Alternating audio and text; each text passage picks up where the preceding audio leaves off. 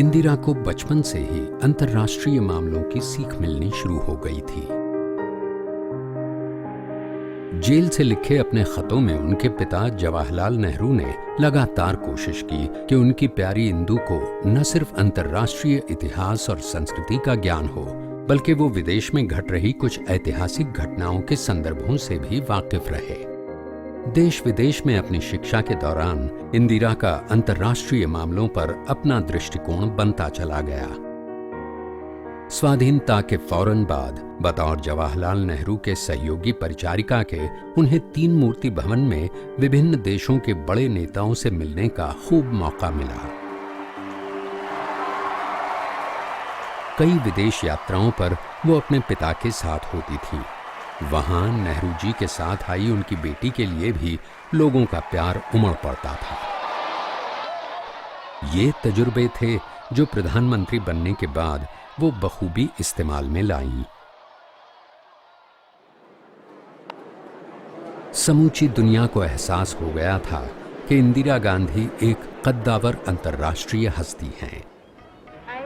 24 जनवरी 1966 में जब वो प्रधानमंत्री बनी तो टाइम पत्रिका ने उन्हें मुख्य पृष्ठ पर छापा। अंतर्राष्ट्रीय मामलों में जो भार नेहरू जी ने अपने कंधों पर लिया था, वो इंदिरा जी को विरासत में मिला। जब इंदिरा गांधी ने प्रधानमंत्री का कार्यभार संभाला, विश्व दो गुटों में बटा हुआ था। एक गुट के सरगना थे अमेरिका और दूसरे के सोवियत संघ। शीत युद्ध अपने चरम पर था और दोनों गुटों में परमाणु हथियारों की होड़ मची हुई थी। कुल मिलाकर विश्व शांति को भारी खतरा था। ऐसे में इंदिरा गांधी ने नेहरू की गुट निरपेक्ष नीतियों को कायम रखा। This is the first time we meet together in Delhi to give new meaning and purpose to our friendship and cooperation, which has helped to sustain the dialogue of peace in a sharply divided world. जल्द ही अंतर्राष्ट्रीय समुदाय को ये एहसास हो गया कि गरीब मजलूम देशों के उत्थान के लिए इंदिरा गांधी की बुलंद आवाज हर जरूरी मंच पर गूंज रही थी। दक्षिण अफ्रीका में गोरे और कालों में भेदभाव करता अपार्थाइड हो या नस्लवाद, इंदिरा गांधी ने इन कुप्रथाओं के खिलाफ आवाज उठाई। Today, most of Africa is master of itself except for a few countries where racism, the worst form of colonialism, is making a last-ditch stand. It is exciting to be back on the mainland of Africa when the final battle is about to be joined. Let me reiterate India's solidarity with the freedom fighters of Africa. फिलिस्तीन को एक स्वायत्त राष्ट्र बनाने की भी उन्होंने जोरदार पैरवी की। अपने विदेश दौरों और अंतर्राष्ट्रीय मंचों का वो बखूबी इस्तेमाल करती थी। उनकी मंशा थी कि भारत की आवाज दुनिया शिद्दत के साथ सुने। भारत की समृद्ध संस्कृति से वाकिफ कराने के लिए उन्होंने दुनिया भर में भारत उत्सव की पहल की। अपने पिता की ही तरह वो निरस्त्रीकरण और परमाणु हथियारों पर प्रतिबंध लगाने के लिए जोरदार आवाज उठाती रहीं। It wants global cooperation for development on the basis of mutual benefit. It is a strategy for the recognition and preservation of the world's diversity. Development, independence, disarmament, and peace are closely related.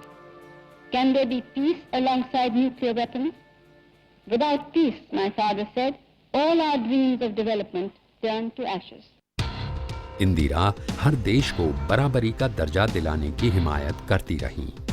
साथ ही प्रतिकूल परिस्थितियों से जूझने की क्षमता ने ये तय कर दिया था कि ना तो वो अमेरिका के दबाव में आएंगी और ना ही सोवियत संघ की हर बात मान जाएंगी। उन्हें अपने देश के सामाजिक हितों का पूरा इल्म था, जिस पर उन्हें कोई सौदेबाजी मंजूर नहीं थी। We have no global interest, but we are deeply interested in the world and its affairs. Our hand of friendship is stretched out to all. One friendship does not come in the way of another. 7वें गुट निरपेक्ष सम्मेलन के दौरान जब 1983 में उन्हें आंदोलन का मुखिया चुना गया तो उनके अभूतपूर्व योगदान की भरपूर सराहना हुई। सम्मेलन ऐतिहासिक सिद्ध हुआ। गुट निरपेक्ष आंदोलन को सफल बनाना अंतर्राष्ट्रीय विश्व शांति में उनका सबसे अहम योगदान माना जाता है। ये उनका सुलझा हुआ नेतृत्व था कि सम्मेलन इतना कामयाब रहा। न सिर्फ गुट निरपेक्ष आंदोलन के सदस्यों ने उनके काम को सराहा, बल्कि दुनिया की दो बड़ी महाशक्तियां भी उनकी कायल हो गईं। Non-alignment is national independence and freedom. It stands for peace and the avoidance of confrontation. It aims at keeping away from military alliances. It means equality among nations and the democratization of international relations, economic and political. Indira Gandhi ने भारत के लिए उस राष्ट्र की जमीन तैयार कर दी थी जिस पर चलकर इस देश को एक महाशक्ति बनना था। उन्होंने अंतर्राष्ट्रीय मामलों पर अपनी कालजयी नीतियों की वो अमिट छाप छोड़ी कि उनकी गिनती दुनिया के चंद सबसे बड़े नेताओं में होती है। उपनिवेशवाद और साम्राज्यवाद से छुटकारा पाती एक नई दुनिया के लिए इंदिरा प्रियदर्शिनी गांधी एक ऐसी नेता साबित हुई जिसका कोई सानी ढूंढ पाना मुश्किल है।